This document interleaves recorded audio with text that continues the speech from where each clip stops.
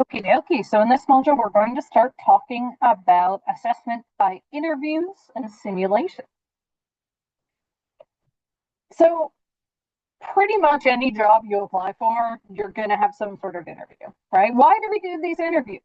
Well, they're popular with organizations because they feel like they get a lot of really good information and also sort of behavioral observations during the interview. But they're also really popular with candidates because candidates feel like they can really share relevant information, kind of show their best. Now, a lot of interviews that are done are unstructured, which means the person just goes in and kind of asks whatever they want to ask.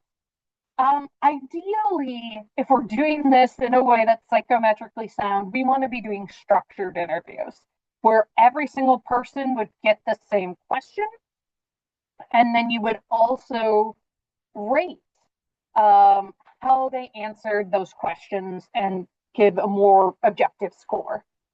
I love that your chapter kind of describes an interview as a dance, a tango between interviewer and applicant, right? So they're both sort of figuring each other out. One of the most important parts for an applicant during an interview is figuring out, is this job going to be a good match for me? Is this company or organization going to be a good match for me?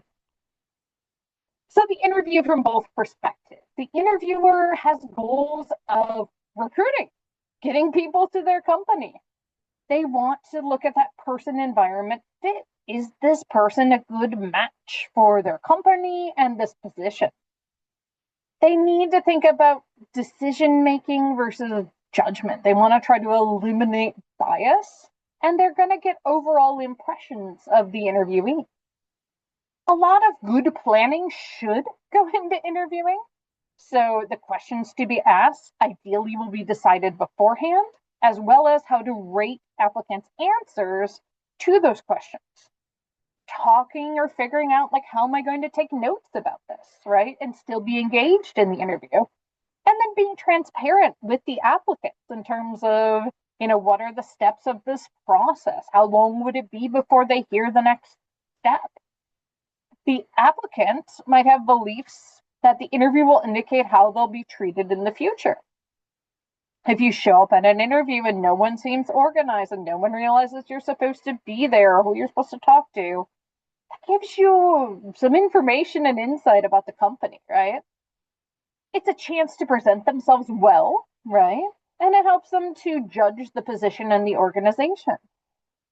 Going into an interview, the interviewee, the applicant, should ideally research the organization, right? So whenever I went on a job interview, I would look at who am I going to meet with. I tried to read some of their research if I could, and think about how to best present themselves during that interview.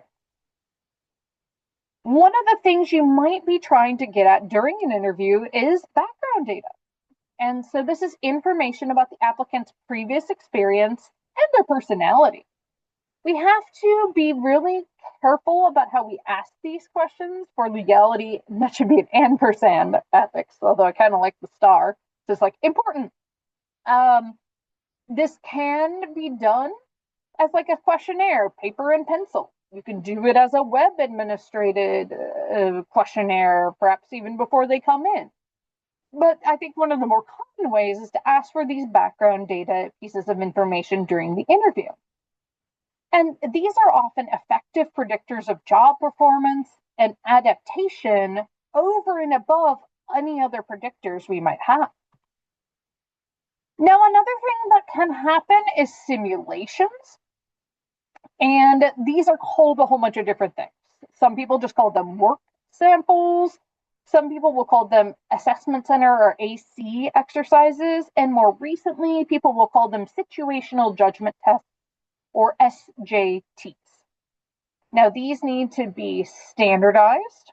They need to be scored consistently and considered for cost. Who are we going to pay to administer this and rate the simulation?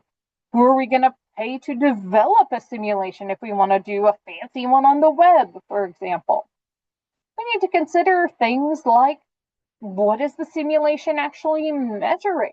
Like, what are we trying to get out of this? Will there be subgroup differences just based on how the simulation is created? We don't want that, right? We want to try to make it as neutral as possible for all groups. What's really interesting is that there might be a motivation to fake good or just fake or cheat, but there's less of an ability because there's less of an ability to anticipate what this will look like. With those SJTs, however, it may be easier to fake and or be coached for simulation. So different things to be considering as we think about different ways to determine who would be a good employee.